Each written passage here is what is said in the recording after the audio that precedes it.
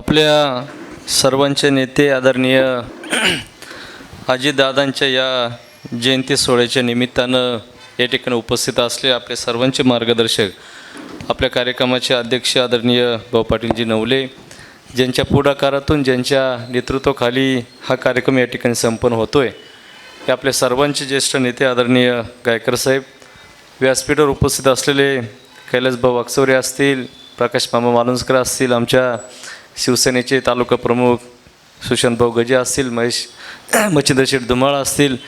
खरं तर अनेकांची नावं आपल्याला या ठिकाणी घेता येतील. परबत नाना आहेत, बोरसाहेब आहेत, तिकांडे साहेब आहेत, प्रमोदजी आहेत, समोर बसलेले सर्व प्रमुख नेते, व्यासपीठावर जी लोक उपस्थित आहेत ती जितकी तोला मोलाची आहेत, मला वाटतं तेवढीच तोला मोलाची समोर बसलेली आपण सर्वजण कार्यकर्ते या ठिकाणी उपस्थित आहात. मी आपल्या सर्वांचं या निमित्तानं स्वागत करतो. उपस्थित सर्व बंधू आणि भगिनींनो, खरं तर दादांच्या बाबतीमध्ये अनेकांच्या भावना आपण या ठिकाणी ऐकलेल्या आहे. या तालुक्याच्या उभारणीसाठी, या तालुक्याच्या एकीकरणासाठी खरं तर दादांचं खूप मोठा त्याग, योगदान, संघर्ष आपल्या या तालुक्यासाठी राहिलेला आहे. खरं तर आजचा दिवस हा या महाराष्ट्रासाठी आपण सर्वजण दादांचा वाढदिवस म्हणून खरं तर कालपर्यंत आपण सर्वांनी पाहिला, परंतु आजच्या दिवशी ह्या महाराष्ट्रामध्ये दादांची जयंती आपल्या सर्वांच्या आयुष्यामध्ये येईल. खरं तर हा अत्यंत दुःखाचा क्षण आज सर्व महाराष्ट्र या ठिकाणी अनुभवतो आहे. आणि म्हणून महाराष्ट्रामध्ये इथून मागच्या काळामध्ये दादांचे वाढदिवस होताना आपण सर्वांनी पाहिले, दादांच्या वाढदिवसाच्या निमित्तानं वेगवेगळे उपक्रम होताना आपण सर्वांनी पाहिले. दादांच्या वाढदिवसाच्या निमित्तानं अख्ख्या महाराष्ट्रानं आणि आपल्या तालुक्यानं प्रत्येकाच्या मोबाईलमध्ये आपापले फोटो स्टेटस ठेवून दादांचा वाढदिवस साजरा करताना आपण एकमेकाला पाहिलं. परंतु दुर्दैवानं आजचा हा क्षण आपल्या सर्वांसाठी जरा दुःखदायक अशा प्रकारचा क्षण आपण सर्वजण पाहतोय. आणि आज संपूर्ण महाराष्ट्र दादांच्या जयंतीच्या निमित्तानं एक शासकीय प्रोग्राम म्हणून सर्व तालुक्यांमध्ये, वेगवेगळ्या शासकीय कार्यालयांमध्ये, वेगवेगळ्या विभागांमध्ये आज दादांची जयंती या ठिकाणी संपन्न होते. खरं तर महाराष्ट्रासाठी आणि आपल्या तालुक्यासाठी दादांचं योगदान आपण सर्वांनी पाहिलेलं आहे. मगाशी जसं सांगितलं अनेक मान्यवरांनी, तसं पिंपळगाव खांडा असेल, निळवंडे असेल, आपला अगसी सहकारी साखर कारखान्याची उभारणीच्या बाबतीमध्ये असेल, जे जे काय म्हणून या तालुक्यामध्ये दादांना करता येईल, मला तो करण्याचा प्रयत्न ह्या निमित्तानं या ठिकाणी सातत्यानं केला.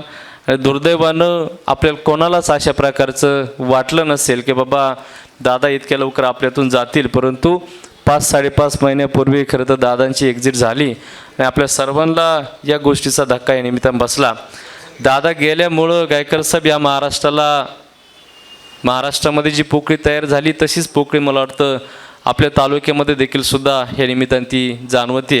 आणि म्हणून हा तालुका जरी आदिवासी असला, परंतु ह्या तालुक्यामध्ये आदिवासी आणि बहुजन समाज एकत्र येऊन कायम ह्या तालुक्याला पुढं घेऊन जाण्याचं काम खरं तर खरं तर प्रामुख्यानं या दोन्ही समाज माध्यमांनी खरं तर या ठिकाणी केलेलं आहे.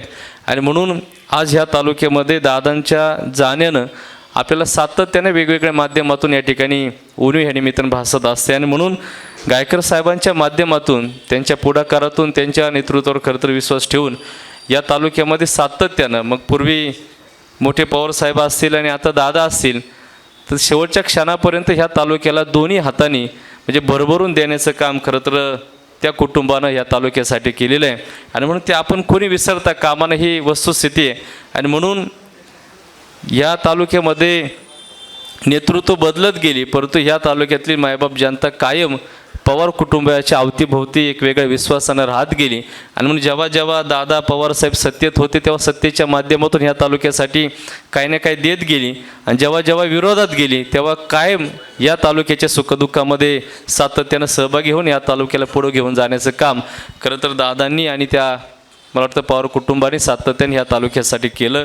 या तालुक्याच्या उभारणीसाठी वेगवेगळे नवीन काय प्रकल्प ह्या तालुक्यामध्ये झाले. म्हणजे जे होत नव्हतं ते पिंपळगाव खांडचं धरण झालं, जिथं कुठं अडचण येत होती अगसी सहकारी साखर कारखान्याच्या बाबतीमध्ये जर विचार केला, म्हणजे अशक्य गोष्ट शक्य करण्याचं काम खरं तर दादानी या निमित्तानं करण्याचा प्रयत्न या ठिकाणी केलेला आहे. आणि म्हणून शेवटी आता आपल्या सर्वांच्या खांद्यावर एक वेगळी जबाबदारी ह्या निमित्तानं पडलेली आहे. दादा जरी आपल्यात नसलेत, परंतु ह्या तालुक्यानं एक वेगळा विचार स्वीकारून हा तालुका सातत्यानं पुढं जाताना आपण सर्वांनी पाहिलेलं आहे. आणि म्हणून संकटं जरी आली, उणिवा जरी भासल्यात, तरी देखील सुद्धा ह्या तालुक्याला पुढं घेऊन जाणं मला वाटतं ही आपल्या सर्वांची जबाबदारी आहे. खरं तर इथं बसलेले सगळेच लोक तोला मोलाचे, परंतु प्रामुख्यानं मी आपल्या सर्वांच्या दृष्टीनं छोटा आहे, परंतु समाजामध्ये काम करताना आम्ही पण काही गोष्टी पाहत असतो. आणि म्हणून विशेष करून गायकर साहेब आणि कैलास भवनला आमची या निमित्तानं विनंती आहे की दादा जरी आपल्यात नसले, परंतु ह्या तालुक्यामध्ये बहुजन समाजाला एकत्र करण्यासाठी, त्यांच्यावर प्रेम करण्यासाठीच्या बाबतीमध्ये पवार कुटुंबानं, दादांनी प्रचंड मोठा संघर्ष या निमित्तानं केलेला आहे. म्हणजे एका बाजूला आदिवासी समाजावर जितकं प्रेम, जितका जिव्हाळा ह्या कुटुंबानं केला असेल, मला वाटतं तितकाच प्रेम, जिव्हाळा मला वाटतं दादानी आणि पवार कुटुंबानी या तालुक्यामध्ये बहुजन समाजावर सातत्याने केलेलं आहे. आणि म्हणून शेवटी तुम्ही ॲक्टिव्ह नसते तर इतकं मोठं काम ह्या तालुक्यामध्ये उभं राहिलं नसतं. आणि म्हणून ते पुढं घेऊन जाणं ही आपल्या सर्वांची जबाबदारी. आणि म्हणून आपण सर्वांनी या ठिकाणी पुढाकार घ्यावा आणि या तालुक्यामध्ये एक चांगल्या प्रकारचं काम उभं होण्यासाठी आपण या ठिकाणी जबाबदारी घ्यावी. आणि म्हणून ह्या तालुक्यासाठी जे जे काही म्हणून चांगलं करता येईल तो करण्याचा प्रयत्न आपण सर्वांनी ह्या निमित्तानं करावा. आपण वेगवेगळ्या राजकीय पक्षांचे नेते आहेत. आतापर्यंत पिचड कुटुंबानं किंवा लामटे परिवारानं किंवा गायकर साहेबांनी किंवा कैलास भवन किंवा आपल्यासारख्या अनेक नेत्यांनी त्या पक्षात राहून ह्या तालुक्यासाठी काय काय करता येईल तो करण्याचा प्रयत्न मला वाटतं आपण सर्वांनी केला. आणि म्हणून आपण देखील सुद्धा आता ज्या ज्या पक्षांमध्ये, ज्या ज्या नेतृत्वाच्या खाली काम करतो, तर आपली पण देखील सुद्धा जबाबदारी की ह्या तालुक्याला पुढं घेऊन जाणं, ह्या तालुक्यासाठी चांगल्या गोष्टी करणं, या तालुक्यातले मायबाप जनतेचे प्रश्न सोडवणं, या तालुक्यातला सहकार, ह्या तालुक्यातली पतसंस्था, ह्या तालुक्यातल्या वेगवेगळ्या सामाजिक संस्था टिकल्या पाहिजे, त्यासाठी आपली देखील सुद्धा एक वेगळ्या प्रकारची जबाबदारी. आणि म्हणून आम्ही देखील सुद्धा शिवसेनेमध्ये काम करत असताना गायकर साहेब का जसं दादांच्या माध्यमातून, मोठ्या पवार साहेबांच्या माध्यमातून ह्या तालुक्यामध्ये काही कामं होण्याचा संकल्प आपण केला होता, तो करण्याचा प्रयत्न आपण सर्वांनी केला. तसं आम्ही देखील सुद्धा आता शिवसेनेच्या माध्यमातून, आदरणीय एकनाथजी शिंदे साहेबांच्या माध्यमातून ह्या तालुक्यामध्ये काही ना काही करण्याचा प्रयत्न आम्ही छोटेखानी ह्या निमित्तानं करतो आहे. आणि म्हणून आपण देखील सुद्धा जे चांगलं आहे त्याला चांगलं म्हणण्याची भावना मला वाटतं आपण सर्वांनी जर ठेवली तर मला वाटतं या तालुक्यामध्ये एक वेगळ्या प्रकारचं काम आपल्याला ह्या निमित्तानं उभं करता येईल. मी सातत्याने जेव्हा आमच्यात आम्ही बसत असतो तेव्हा दादांबद्दल, मोठ्या पवार साहेबांबद्दल आमच्यामध्ये चर्चा होत असते.